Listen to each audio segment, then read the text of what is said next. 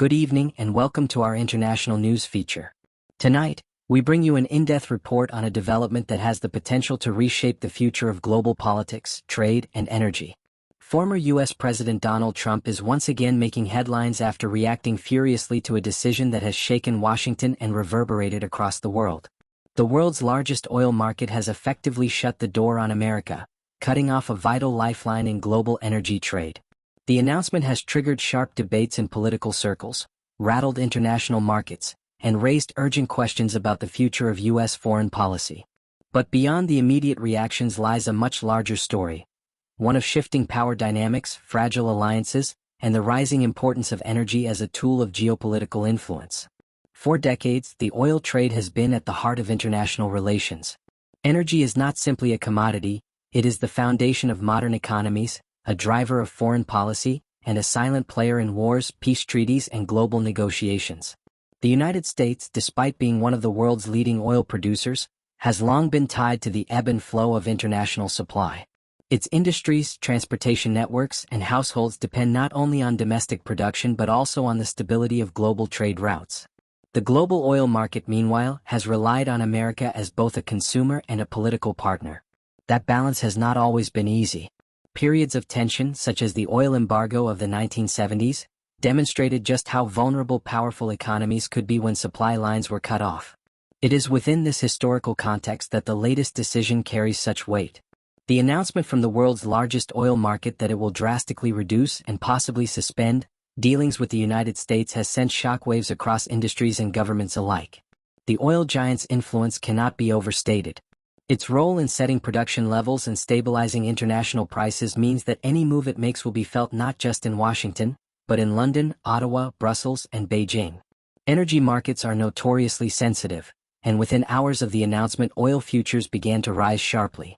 Traders warned of heightened volatility, while economists cautioned that a new wave of inflation could be looming on the horizon. Donald Trump, never one to hold back in the face of global controversy, responded with outrage. Speaking before a crowd of supporters, he condemned the decision as a betrayal of the United States.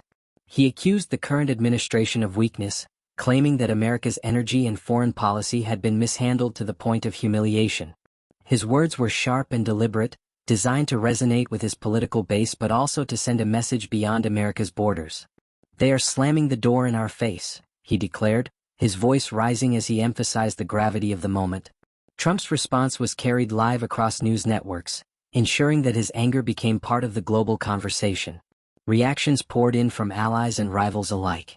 In the United Kingdom, officials expressed unease, noting that Europe's energy stability often depends on ripple effects from global oil decisions. A spokesperson emphasized that London would work with partners to mitigate any disruption, but acknowledged that higher prices and increased competition for supply were likely. In Canada, policymakers saw opportunity as well as risk. As one of the world's major energy producers, Ottawa has long sought to expand its role in the global oil trade. With America's ties to the largest market weakened, Canadian officials hinted that this could be the moment to strengthen cross-border energy cooperation, positioning Canada as a more reliable partner. OPEC, the powerful coalition of oil-exporting nations, reacted cautiously. While the organization did not issue an immediate official statement, insiders suggested that member states were closely monitoring the fallout. The balance of production and pricing within OPEC is delicate, and any dramatic realignment involving the world's largest market risks creating internal divisions. For nations that rely heavily on oil revenues, the prospect of volatility carries real dangers. But it also offers leverage, as power shifts within the market could allow smaller producers to gain influence if the U.S. seeks alternative partners.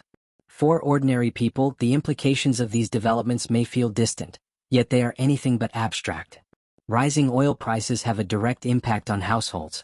When fuel costs rise, the effects ripple outward, touching food prices, transportation costs, and the expenses of everyday living. For the United States, which has been battling inflationary pressures in recent years, this could add significant strain. For developing countries, where budgets are already stretched thin, higher energy costs could deepen poverty and slow growth. The world has been here before. Each time energy markets enter a period of turbulence, it is ordinary citizens who feel the weight most heavily. At the center of this unfolding story lies a question of power. Is this decision by the oil giant a simple economic calculation, Or is it a deliberate political maneuver designed to shift the balance of influence? Analysts are divided. Some argue that the move reflects broader realignments in global trade, with energy producers turning toward Asia, where demand for oil remains strong and growing. Others see it as a strategic rebuke of Washington, perhaps motivated by long-standing grievances over sanctions, military policies, or financial regulations. What is clear is that the United States no longer commands the same level of dominance in global energy markets as it once did. The rise of new economic powers, coupled with shifting alliances, has eroded the foundations of American influence. Trump's reaction, then, is not merely about the present moment. It is about a fear that the United States is losing its place at the table, that decisions once made in consultation with Washington are now being taken independently, with little regard for American preferences. For his supporters, his anger resonates as a defense of national pride, a refusal to accept that America can be sidelined. For his critics, it is another example of fiery rhetoric that may inflame tensions rather than resolve them. The decision by the world's largest oil market to restrict America's access is not an isolated event. It is part of a larger story about how energy is increasingly being used as a geopolitical weapon. Over the past decade, governments around the world have come to realize that oil and gas are not simply economic assets. They are instruments of power. They can be leveraged in negotiations, withheld as punishment, or offered as incentives to secure loyalty and cooperation. For the United States, which has often framed itself as an energy superpower, being cut out of such a critical partnership is more than just an economic inconvenience. It is a symbolic blow to its status as a global leader. The timing of the decision has only heightened its impact. The world is already facing instability from conflicts, trade disputes, and fragile economic recoveries. Energy security has become a top priority for many nations, especially those dependent on imports. In this context, a major supplier taking decisive action against Washington sends a signal to the rest of the world. America is no longer immune to the kinds of disruptions it once helped manage. That shift in perception is powerful. It suggests that even a country as influential as the United States can be vulnerable, and that vulnerability invites speculation about how America will adapt. Trump's furious response reflects his instinctive understanding of political symbolism. For him, the oil market's decision is not just a policy issue, it is a challenge to American pride. His words resonate with those who feel that the United States has been losing ground internationally. By casting the decision as a humiliation, Trump taps into a narrative of decline, a story that portrays America as being sidelined by rivals and undermined by weak leadership. This is a powerful message for his political base, but it also risks escalating tensions with international partners, many of whom prefer quieter diplomacy over public confrontation. Reactions within Washington itself have been mixed. Some policymakers, particularly those aligned with Trump's worldview, echoed his outrage, calling for immediate retaliatory measures. Others urged caution, warning that an aggressive stance could worsen the situation and further isolate the United States from key markets. Behind closed doors, discussions have focused on whether the U.S. should pursue new energy partnerships, double down on its domestic production, or attempt to repair relations with the oil giant through diplomatic channels. Each option carries risks. New partnerships take time to build, domestic production is limited by infrastructure and environmental concerns, and diplomacy may be complicated by years of accumulated mistrust. Beyond the political calculations, the economic realities are sobering. Rising oil prices have already begun to filter through to consumers. In cities across the United States, reports of higher fuel costs at gas stations are becoming more frequent. Trucking companies, airlines, and shipping industries warn that transportation costs are climbing, which could soon translate into higher prices for goods. Economists point out that inflation, already a challenge in many countries, could worsen if energy markets remain unstable. The interconnected nature of the global economy means that the effects will not be limited to the U.S. or its allies. Developing countries that rely heavily on imported fuel could face even harsher consequences, with rising costs threatening food security and economic stability. Internationally, the move has been interpreted in different ways depending on perspective. In Europe, some officials see it as a wake-up call, a reminder that over-reliance on external energy sources leaves nations vulnerable. Efforts to diversify energy supplies, increase renewable investment, and reduce dependence on single markets may accelerate in response. In Asia, the decision is being watched with interest. China and India, both massive consumers of oil, stand to benefit if the world's largest supplier chooses to redirect its exports toward them. Such a shift would not only strengthen their energy security but also deepen their influence in global trade negotiations. For America's rivals, the development is seen as a confirmation that the balance of power is tilting eastward. OPEC's silence has been particularly notable. While the organization traditionally seeks to maintain stability, internal divisions often complicate its ability to act decisively. Some member states may welcome the chance to increase their own influence if the U.S. is sidelined. Others worry that a period of volatility could harm their economies.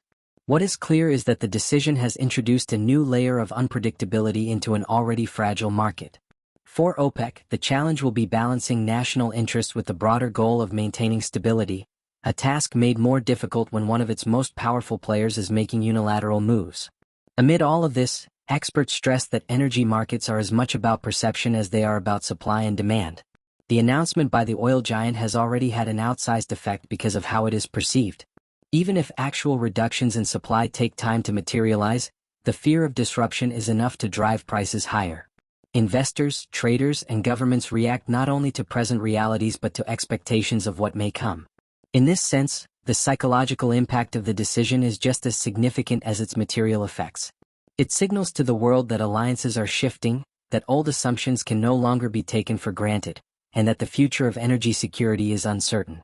For Trump, the situation provides both a challenge and an opportunity. On the one hand, it underscores the limitations of his influence outside of office. His angry statements, while attention-grabbing, do not carry the weight of official policy. On the other hand, the crisis allows him to position himself as a defender of American strength, contrasting his own rhetoric with what he portrays as the current administration's weakness. This duality makes his response as much about domestic politics as international affairs. It is a reminder that in the modern world, global events are never separate from national political debates. They are intertwined, each feeding into the other.